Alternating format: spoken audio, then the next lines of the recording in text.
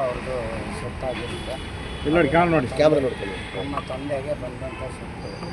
ಹಾಗಾಗಿ ಈಗ ಅದನ್ನು ನನ್ನ ಸರ್ಕಾರದಿಂದ ಏನೇನು ನಾನು ದಾಖಲಾತಿಗಳನ್ನ ಮಾಡ್ಕೊಬೇಕು ಆ ದಾಖಲಾತಿ ಮಾಡಿದ್ದೀನಿ.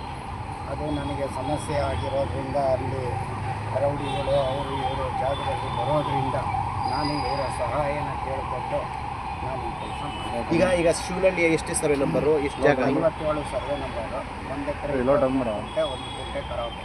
ನೀವು ಎಷ್ಟು ಜನ ಅಣ್ಣ ತಮ್ಮಂದ್ರು? ನಾವಿಬ್ಬರು ಅಣ್ಣ ತಮ್ಮಂದರು. ಅಣ್ಣ ತಮ್ಮ ಲಕ್ಷ್ಮೀನಾರಾಯಣ. ಈಗ ಯಾರು ಗೊತ್ತು, ಯಾರು ಅಕ್ರಮವಾಗಿ ಅದನ್ನ ಪೊಸಿಷನ್ಗೆ ಬಂದಿದ್ದಾರೆ, ಮಾರಾಟ ಮಾಡಿದ್ದಾರೆ? ಯಾರು ಇದ್ದಾರೆ ಅನ್ನೋದು ನಮಗೆ ಅಷ್ಟು ತಿಳುವಳಿಕೆ ಬರಲಿಲ್ಲ. ಹಾಗಾಗಿ ಈಗ ವಿಚಾರಣೆ ಮಾಡೋದಕ್ಕೆ ಅಂತಲೇ ನಾನು ಸಹಾಯನ ನಾನು ತಗೊಂಡು ಬಂದೆ. ಈಗ ಮಾರಾಟ ಮಾಡಿದಾಗ ಖರೀದಿ ಮಾಡೋರು ಯಾರು ಇದ್ದಾರಲ್ಲ, ಈಗ ಕ್ರಯಪತ್ರದಲ್ಲೋ ಅದರಲ್ಲೆಲ್ಲ ಇದೆಯಲ್ಲ, ಏನು ಓದಿಲ್ಲ? ಯಾರು ಲಕ್ಷ್ಮೀನಾರಾಯಣ ಸಂಜೀವರಾಯಪ್ಪ ಅಂತ ಮಾಡಿದ್ರು, ಅದನ್ನು ನಾನು ಎ ಸಿ ಕೋರ್ಟಲ್ಲಿ ವಜಾಗೊಳಿಸಿದ್ದೀನಿ. ಏನಂತ ಆದೇಶ ಮಾಡಿದ್ದಾರೆ ಎ ಸಿ ಅವರು? ಇದು ಶಶಿಕುಮಾರ್ ಅವರ ಸೊತ್ತಾಗಿರುತ್ತದೆ ಅಂತ ಆದೇಶ ಮಾಡಿಸ್ತೀನಿ. ಸರ್ಕಾರದಿಂದ ನಾವು ಏನು ಈಗ ನಿಮ್ಮ ಜಮೀನು ನಿಮ್ಗೆ ಬೇಕು? ಹೌದು. ಈಗೇನು ಮನವಿ ಕೊಟ್ಟರೆ ತಹಸೀಲ್ದಾರ್ ಏನು ಹೇಳಿದ್ರು? ತಹಸೀಲ್ದಾರಿಗೆ ಮನವಿ ಕೊಟ್ಟಿದ್ದಾರೆ ನಮ್ಮ ಕಡೆಯವರೇ. ಅವರು ಏನು ತೀರ್ಮಾನ? ನಿಮ್ಮ ಹೆಸರು?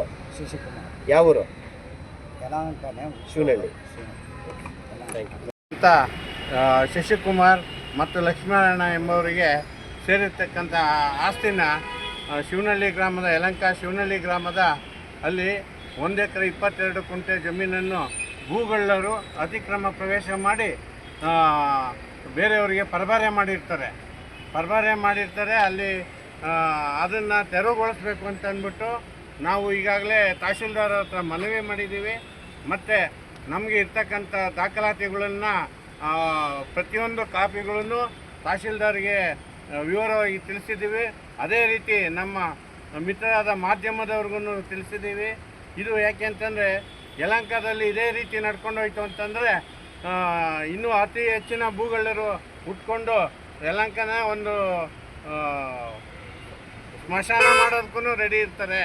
ಅಂಥ ಭೂಗಳ್ಳರು ಇಲ್ಲಿ ಸೃಷ್ಟಿಯಾಗಿದ್ದಾರೆ ಅಂತ ಹೇಳ್ತಾ, ಮತ್ತು ಈ ಒಂದು ಇದರಲ್ಲಿ ನಮ್ಮ ಶಶಿಕುಮಾರ್ ಮತ್ತು ಅವರ ಕುಟುಂಬಕ್ಕೆ ಈ ಮಾಧ್ಯಮದ ಮೂಲಕ ಎಲ್ಲ ಒಂದು ಸಹಾಯ ಮಾಡಿ ಮತ್ತು ಅವರಿಗೆ ನ್ಯಾಯ ಒದಗಿಸ್ಕೊಡ್ಬೇಕು ಅಂತ ತಮ್ಮ ಮಾಧ್ಯಮದ ಮೂಲಕ ಕೋರ್ತಾ ಇದ್ದೀನಿ. ಮಾರ್ಕೆಟ್ ಪ್ರೆಸೆಂಟ್ ರೇಟು ಎಷ್ಟಿದೆ ಸರ್ 1 ಎಕರೆ ಚಿಲ್ಲರೆ ಗುಂಟೆಗೆ?